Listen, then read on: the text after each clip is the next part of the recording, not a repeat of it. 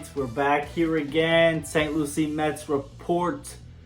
Episode number 7, game number 6 happened last night at Clover Park between the Clearwater Threshers and the St. Lucie Mets.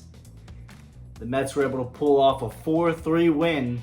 Let's go over how that happened. So first off, we're going to go over that kind of competition that we were talking about between would Clearwater win a game first or would Fort Myers lose a game first. Well, nothing happened last night for either one. Clearwater lost to the St. Lucie Mets 4-3, and Jupiter was not able to hold on to their 7-2 lead over the Fort Myers Mighty Mussels. The Mussels were able to come back and take an 8-7 win at home in 10 innings. Hopefully the Mets can do their part and keep Clearwater winless, and hopefully Jupiter can do their part and finally hand Fort Myers their first loss tonight. But without further ado, let's get right into the game breakdown. Keyshawn Askew started for the Mets last night. He pitched 4 innings, allowed 3 runs, 2 of those being earned on 2 hits, allowed 1 walk, struck out 2, and did allow 1 home run. Nathan Lavender came in and got the win for the Mets. He pitched 2 innings, allowed 2 hits, no runs, 1 walk, 5 strikeouts, and did not allow a home run.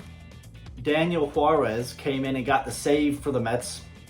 He pitched 1 inning, didn't allow a hit, no runs, walked 1, struck out 2, and did not allow a home run. Gabriel Cotto started for the Clearwater Threshers last night. He pitched 4 1/3 innings, and actually to that point, 4 1/3 innings, he had a perfect game going. He came in the 5th inning, got the first out, would then walk his first man, so the perfect game bid was gone. The next at bat was a infield single. I thought he was out, but it's single A, and so there's no review. Was he actually safe? Well, the world may never know, but that was the no-hit bid gone. He would then come out. Lozano would then come in and give up a run. So the shutout was gone, the no-hitter was gone, the perfect game was gone, all in a row. And that's when the Mets would begin their comeback. All of the Clearwater's damage was done in the first 4 innings. They scored 1 in the first, 1 in the third, and 1 in the fourth. The Mets would then just score all of their runs in the 5th on in order to come back and win the game 4-3. Cam Wine would then come in after Lozano, and unfortunately he didn't age like fine wine, as he would end up getting the loss for Clearwater. He pitched 1 1/3 innings, allowed 1 hit, 1 run. The 1 run was not earned. Didn't allow a walk, and he did strike out 2 batters. All right, and now for the game-winning moment. Now you're going to have to stick with me here because I'm going to try to explain it to the best of my ability. So there's a runner on second here in a 3-3 game in the bottom of the 7th. Albert Suarez came up and chopped 1 to the third baseman. Now the ball took him to the shortstop, or towards the shortstop. He threw it on to first, got the out, but there was nobody covering third base.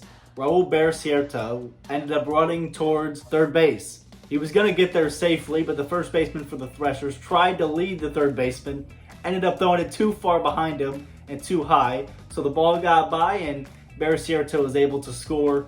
The Mets would end up going up 4-3, and that is the final score of the game. So that was your game-winning moment. Kind of fitting here in this series that it came on an error by Clearwater, but hey, we'll take it any way we can get it. My pick for player of the game goes to Daniel Juarez.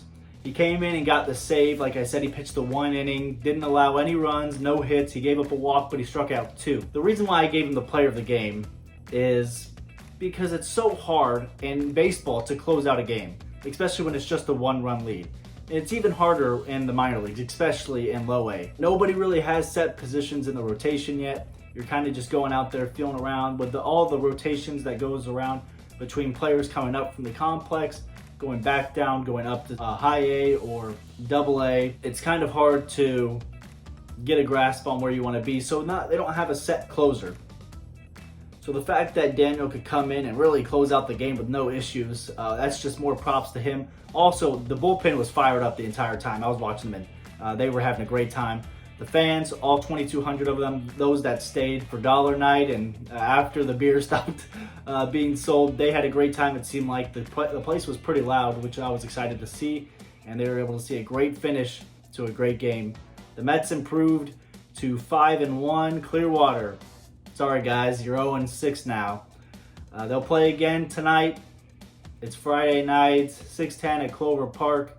The kids get to run the bases afterward. It's Clutch's Kids Night. Rafael Marcano starts for the Clearwater Threshers, and Mike Vassell will get the start for the St. Lucie Mets. Second start for Vassell, and also the second start for Marcano. Obviously, we'll have that report for you tomorrow on the St. Lucie Mets Report. As always, let's go Mets, and I'll see you guys in the next video. How about this, a pen toss? Oh, right at the camera. How about that? That worked much better.